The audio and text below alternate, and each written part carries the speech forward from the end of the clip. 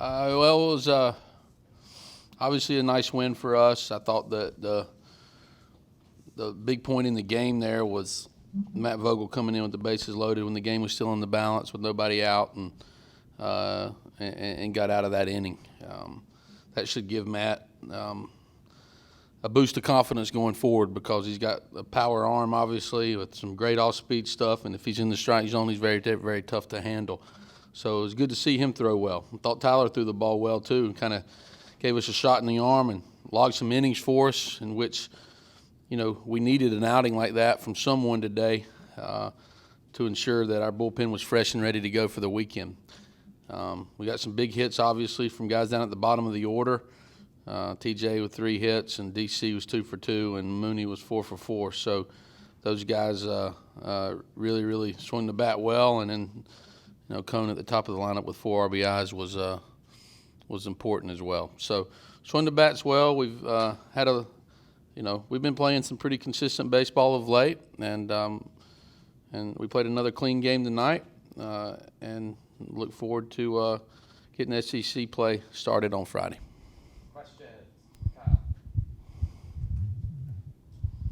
Marcus has been pretty hot over these last 2 games. He's kind of said he took a step back, realized, just have fun. Have you seen him more relaxed lately? Well, obviously he's going to be nice and loose and having a good time when he's getting as many hits as he's got the last 2 nights. And Marcus is he's a good little player, and he does everything that you ask him to do, and he's playing the way that he's capable of. Obviously, right now he's not going to sit here and tell you that we expect him to go 8 for 10, every 2 games that he plays. But we do ask him to compete and play defense and give our team a competitive at bat. And you can certainly look at his walk to strikeout ratio and tell that he's been very, very competitive in the batter's box all year long, even when he wasn't going good from a hit standpoint. So he's obviously a big part of our team. Is the balance in the lineup encouraging going into SEC play? Well, I love the fact that, we can put up runs like we did tonight, and, Jones didn't get a hit, and I think Alex had a, 1 single up the middle. Both those guys had no RBIs, and we still put up 15 runs. I think we have a pretty deep team, and it's good to get production like we got tonight down in the bottom of our lineup. I'm encouraged by what we've been doing offensively the last couple of nights, and hopefully we can carry that into the weekend. Obviously, we're going to have to be at our best against the pitching staff that we'll see starting on Friday. You talked about Gene Cone's big day, and of course he hit leadoff for the 2nd straight time. What have you seen from him, and is he the leadoff guy going forward? Well, he just has more experience than everyone else, and in tight games, he can do the little things that help you, getting bunts down and hit and run, and knows what to do on the bases, doesn't ever miss a sign. He might not be our most talented outfielder, but he may be our most polished, and that gets you somewhere in tight games. And he certainly can execute all facets of the game, whatever we ask him to do, no matter the situation. So the fact that he can handle the bat well and he's getting some confidence in the batter's box now, that's certainly good for our team. And he's been around the block, and he's been in some very, very difficult games in the SEC, so that experience helps him.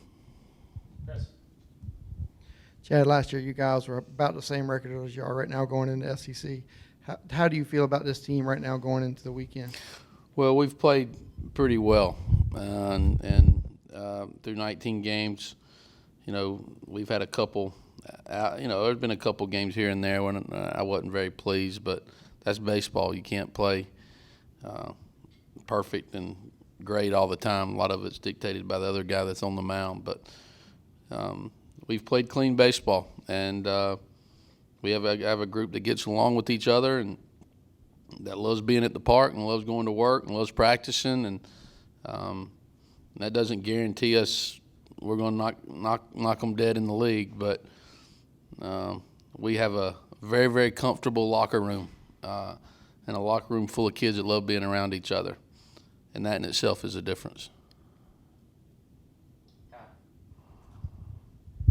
Going off of that, how important is it to be, kind of have some momentum, 7-game winning streak, and then this offensive outburst going into it? Well, I hope our guys got some confidence and they feel good about their swings and that kind of thing. But as we all know, it's a different animal starting on Friday. We have, you have 30 opportunities and you're not going to out-talent people. You're not going to, necessarily be the better team on the field. You have to outplay people, and you have to play better. You have to execute better. You have to play defense. You have to throw strikes. And you have to do it consistently through the course of 30 games to have a good regular season, because you're going to take some lumps. And but hopefully we can continue to play consistent baseball and give ourselves a fair chance to win our fair share. And if we do, we have a chance to have a really good year. But a lot of good teams in this league, and our schedule is very, very difficult. So we're just going to take it one game at a time, and we'll start on Friday night and try to play our best baseball on Friday.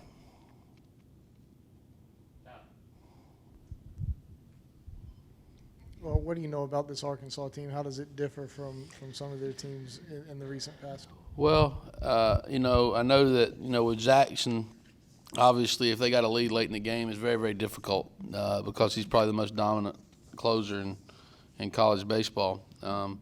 Tacolini's he's going to get them off to a good start. He's very good and got good numbers. He's going to make you beat. Arkansas, they're very well coached, and Coach Van Horn's done a great job for a long period of time.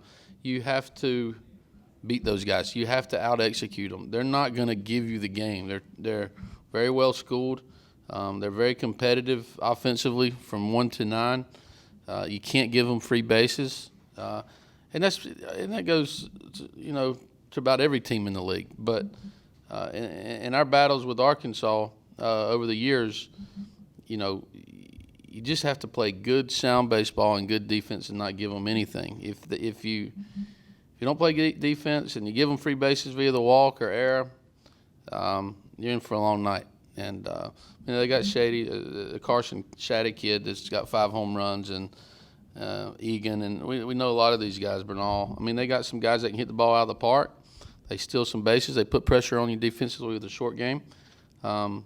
And they have power arms on their pitching staff. So obviously we'll have our work cut out for us. They're ranked in the top 10 or 12 in the country for a reason.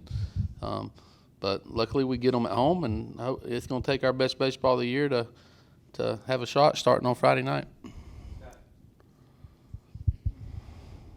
I think a week or two ago you described the first 3 opponents in the league as murderer's row. As a coach, do you think you're going to find out a lot about your team over the next 3 weekends, especially with 2 of them on the road, being at Ole Miss and at Vanderbilt? Well, honestly, my 100% of my focus and attention is on Arkansas on Friday night, and I tell our team that I don't. And this is true. You can't get too far ahead of yourself in this league. If you look at the schedule, it can. It's difficult. And as a coach, I've done that. But I'm telling my team, we're taking this thing one game at a time, and try to play our best baseball on Friday.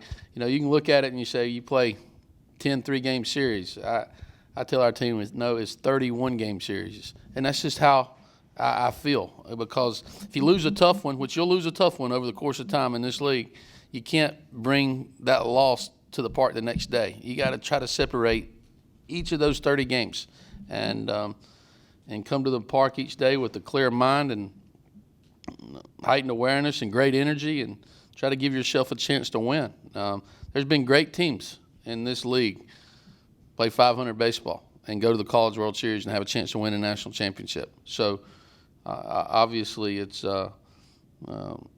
every weekend, every game is 490-yard par 4 is the best way I can describe it. With a lot of sand and water and a skinny fairway.